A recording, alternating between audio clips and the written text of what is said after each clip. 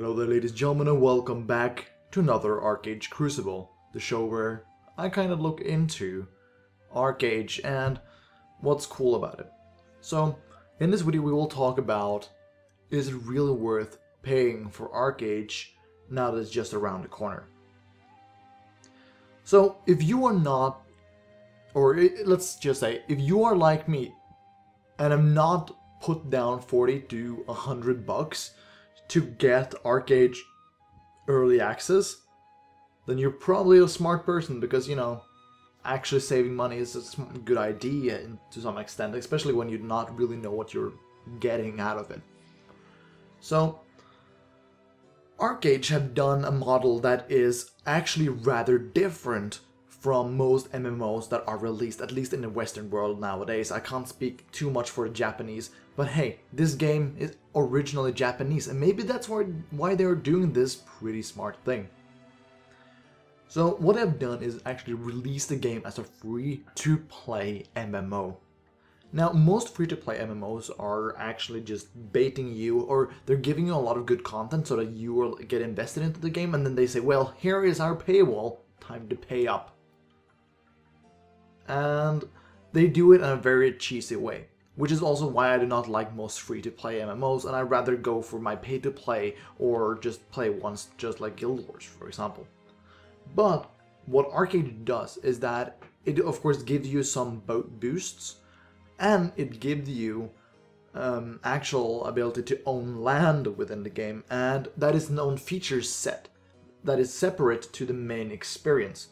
So what this means is that you will be able to experience the game before playing.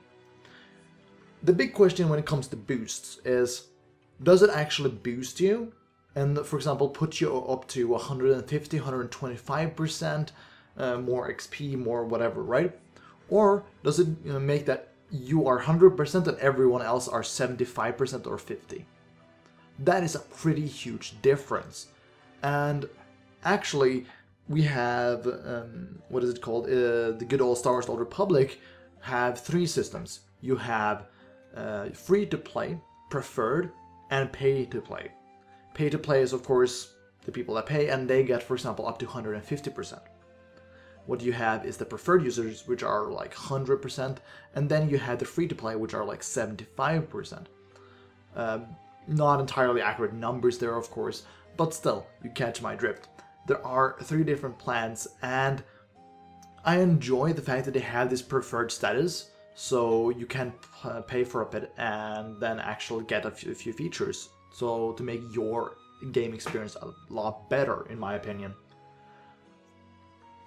But what ArcheAge have done is that they have actually made its own set of possibilities for those that want to play, so you will still be able to really experience the MMO aspects. And what I plan to do myself, I'd not say that this is the defined way of how you should do it, but this is how I will do it. Upon launch day, we will try, I'm not really sure if everything works, but at least the coming weekend after this one, me and friends, we are going to get together and we're just going to say, you know what, we're going to play this game. We're going to have fun, and we'll see how far we get. We'll each play a bit on our own characters so we get a feel for the game, and then we'll play together. After playing enough of the game, we can then say to ourselves, or ask ourselves rather, is this game worth paying for?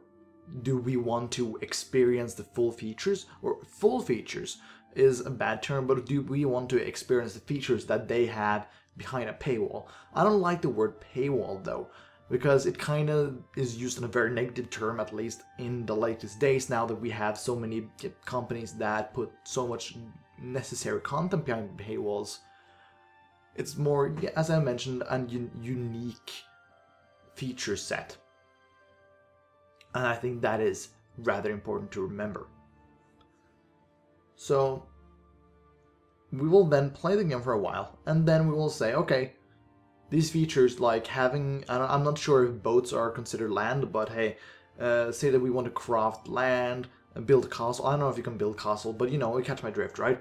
Where do we want to do this and have the kind of experience the normal MMO aspects of it that we do not have to pay for, and we would rather pay and, you know, be able to enjoy ourselves even further into the game than we already have.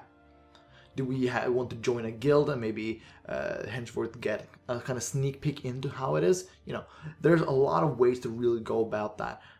And you can say that, well, it's very cheesy. It's very cheesy to kind of do this, and, you know, kind of, how would you say it?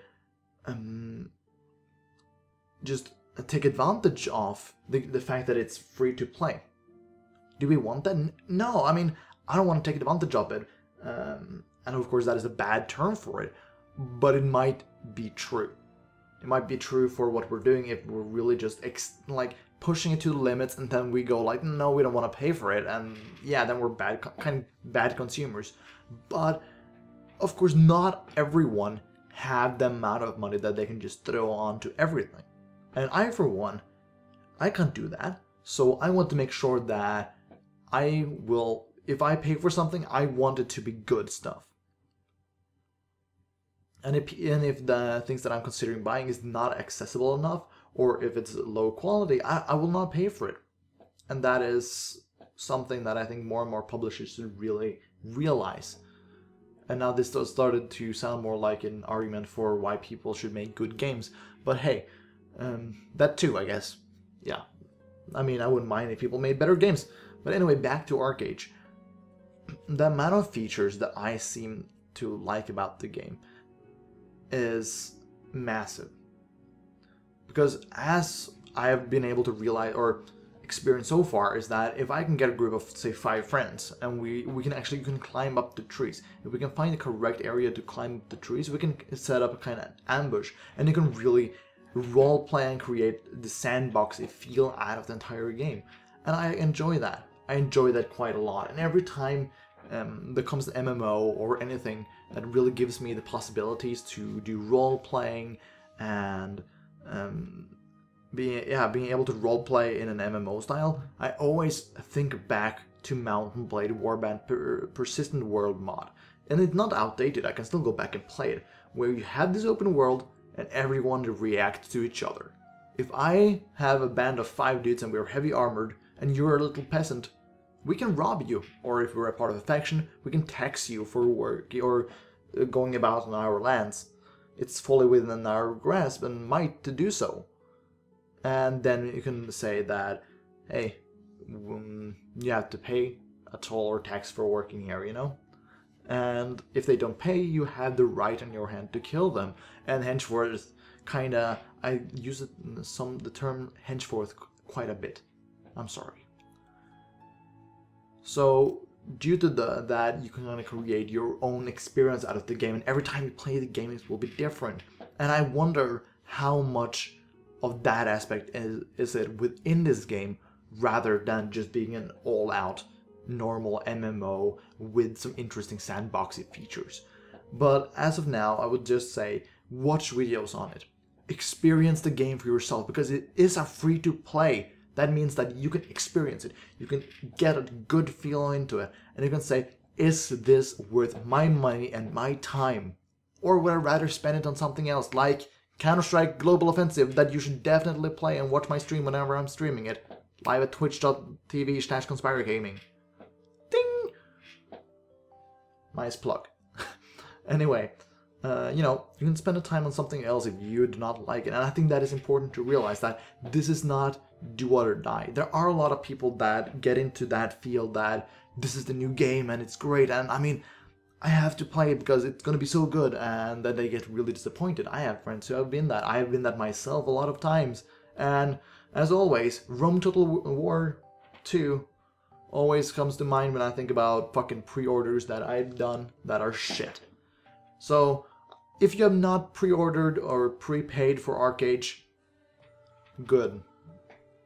Experience it, get a feel, and enjoy yourself. And as well enjoy your time. I hope I cleared up a few things here and we were able to discuss this in a reasonable manner. I thank you for tuning in, and as always, I love you all.